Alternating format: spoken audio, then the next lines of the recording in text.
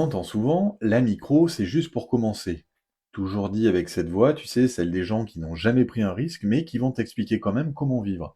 Alors aujourd'hui, on va regarder ça calmement, pas dans l'émotion, dans les chiffres, avec un peu de second degré évidemment. Alors le premier cas, tu fais de l'achat-revente, tu vends des mugs isothermes. Alors le plafond en achat-revente, c'est 188 700 euros par an, hors taxe, soit 15 725 euros.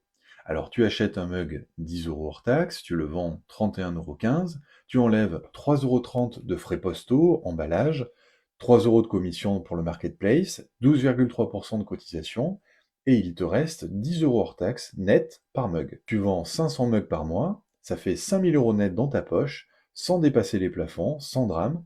Alors oui, ce n'est que de la micro-entreprise, mais visiblement, certains mugs ont plus d'ambition que certains conseils qu'on t'a donnés. Deuxième cas, t'es peintre en bâtiment, le plafond en prestation de service, c'est 77 700 euros par an et 6 500 euros par mois du coup.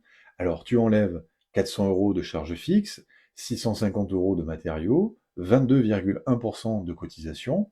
À la fin du mois, il te restera 4000 euros net, sans société, sans compta lourde, sans migraine. Et du coup, oui, ça peut rendre jaloux un chef d'équipe, mais bon, la micro, c'est juste pour commencer, il paraît. Troisième cas, là, t'es libéral. T'es coach thérapeute. Ton plafond, c'est comme pour le peintre, c'est 6500 euros par mois. Alors t'enlèves 600 euros de frais, 24,6% de cotisation. Résultat, il te reste 4300 euros net par mois. C'est simple, c'est stable, c'est confortable. À ce stade, c'est plus un tremplin, c'est un open space parfaitement rangé.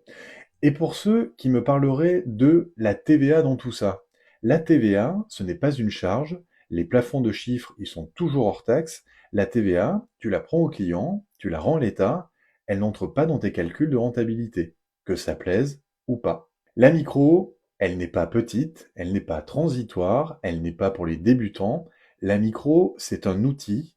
Un bon indépendant, c'est pas celui qui change de statut plus tôt, c'est celui qui comprend le sien et l'utilise au bon moment. Le reste, c'est du bruit. Nous, c'est Manon et Luc, et notre job, c'est d'aider les micro-entrepreneurs à comprendre leurs chiffres, leurs prix, leurs stratégies, pour avancer avec clarté. Alors si cette vidéo t'a parlé, je t'invite à la liker, à l'enregistrer et surtout à la partager, parce que c'est comme ça qu'on diffuse la clarté.